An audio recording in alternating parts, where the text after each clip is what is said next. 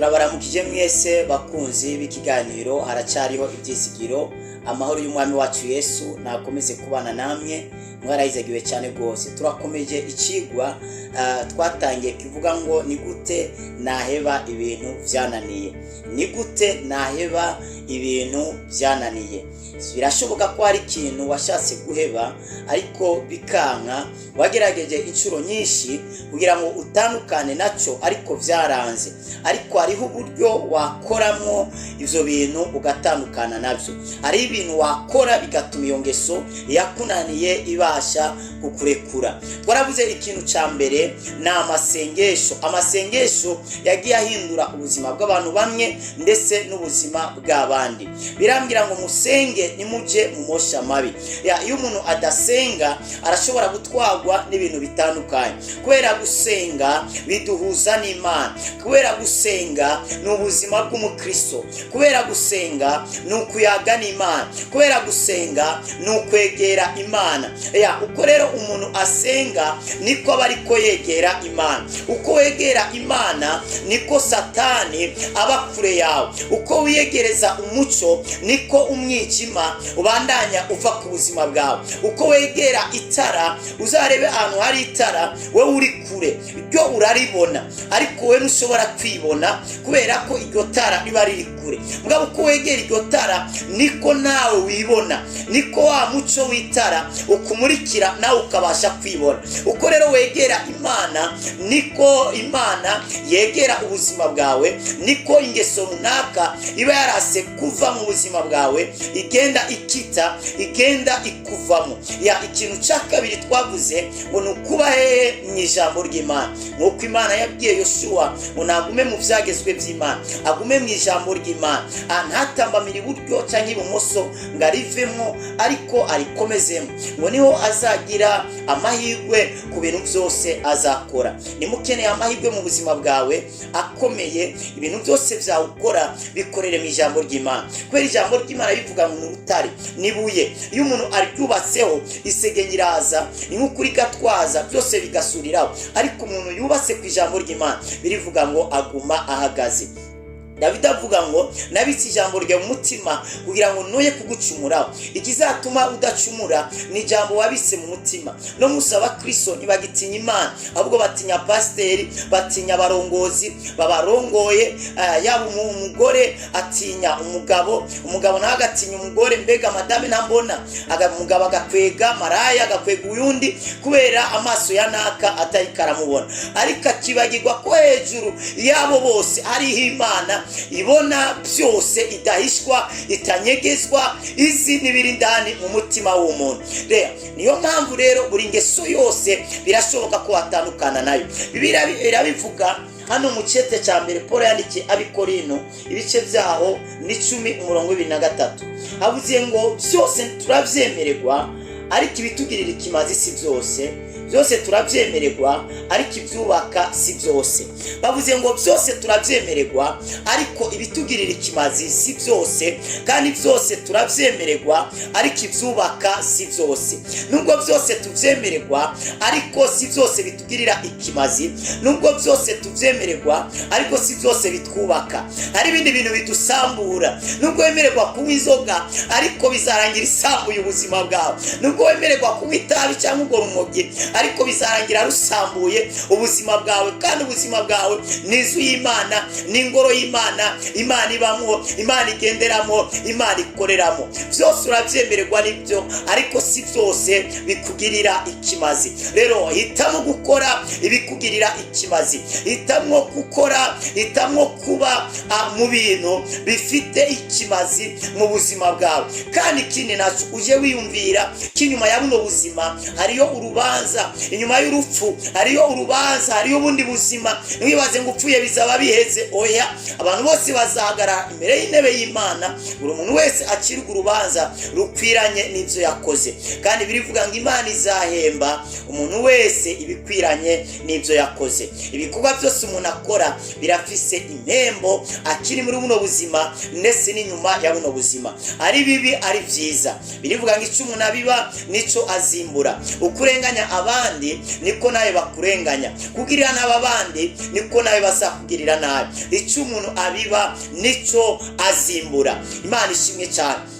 Rero ikintu cya kabiri twavuze ngo nukuba mu ijambo ry'Imana. Kuba mu ijambo ry'Imana, ijambo ry'Imana nirikwira muri wewe, iryangeso izatandukana nawe. Uko uguma uba mu ijambo ry'Imana, kuguma wakira ijambo ry'Imana, uko uguma mu ijambo ry'Imana, niko iryangeso yakunaniye guheba izatandukana nawe. Ba mu ijambo ry'Imana, ijambo ry'Imana rikwire muri wewe. Kubera ijambo ry'Imana uko rikwira mu buzima bwawe, niko Imana ibiri kwiragwira muri wewe.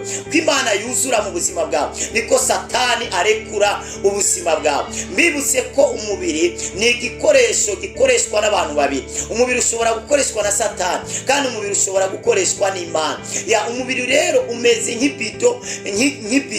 Rero ibido rero usizemwo amazi arajamwo, usizemwo amavuta akajamwo, usizemwo ibizi bibi birajamwo. Rero nk'ibido yoyo irakira. Rero umubiri nukumeze, umubiri urakira. Niyo ushobora guhura n'umuntu mu gatondo yakubwiye neza, ariko ku mugoroba akakubwira nabi. Ugahura n'umuntu mwahora mukundanye, muyaga neza, muganira neza, ariko mu kanya gatoya bigahinduka. Niyo mpamvu Petero yigeze kubwira Yesu ngo niyo bose bakuvaho, ariko je sinakuvaho. Ivyo Petero yarabivuze, ariko byaramunaniye kugendera, byaramunaniye kubahiriza. Niwe muntu yihakanye Yesu, aravuga ngo uwo mugabo sindamuzi inshuro 3. Kandi Petero nyene niwe yigeze kuvuga, yishura Yesu ikibazo cyari cyananiye abandi bose. Ubwo Yesu yavuga ngo abantu bavuga ko ndinde, bamwe bavuga ibintu bitandukanye, ariko Petero avuga ngo uri Kristo, umwana w'Imana nzima. Yesu akiravuga ngo ivyo bintu ntabwo ari umuntu abikubwiye, ni Imana ibiguhishuriye, ni Imana ibivugiye muri wewe. Hari ikindi gihe Petero yabwiye Yesu ngo ntugapfe, bivanye n'ibyo Yesu yaramubwiye. Yesu acavuga ngo iki? Herera inyuma Satani. Muri uwo mwanya Petero yarabaye iki? Yarabaye Satani. Satani we yaramuvugiyemo. Umuntu arashobora kuzura Imana, cyangwa umuntu arashobora kuzura Satani. Umuntu arashobora kuzura ibyiza, kandi umuntu arashobora kuzura ibibi. Kubera umubiri ni igikoresho. Imana iguha umugisha. Ikintu rero cya gatatu wakora ni iki? No gufata ingingo. Gufata ingingo. Vuga ati gufata ingingo. No gufata ingingo. Ikintu cyose utarafatira ingingo biragoye kugira ngo ugihebe. Ikintu cyose utarafatira decision biragoye kugira ngo ugihebe. Ikintu cyose utarafatira intumbero, utarafatira ingingo uvuge ngo kino kintu ndagihagaritse, hanyuma iyo ngingo wafashe uyubahirize, icyo kintu bizakugora kugira utandukane nacyo. Nubwo wasenga ukaba mu ijambo, mugabo utarafata ingingo yo gutandukana n'ivyo bintu, icyo kintu uzahora wisanga wagisubiyemo. Nababwiye icyambere no gusenga, cya kabiri no kuba mu ijambo ry'Imana, ariko icya gatatu ni ugufata ingingo. Fatira ingingo iyo ngeso yakunaniye guheba, yifatire ingingo uyihagarike. Uvuga ati uhereye no munsi kino kintu ndagihebye, ubusambanyi ndabuhebye, akaborerwe ndagahebye, inzoga ndahebye, itabi ndahebye, ibintu ndabihagaritse. Uhereye no munsi umuntu nandakaza sinzasubira kumwereka uburakari, sinzasubira kwishura, nzohora nihorera. Kubera iki umuntu yishuye akirakaye avuga nabi, ashobora kuvuga ibintu bitari byo. Niyo mpamvu mu gihe urakaye jya wirinda kuvuga.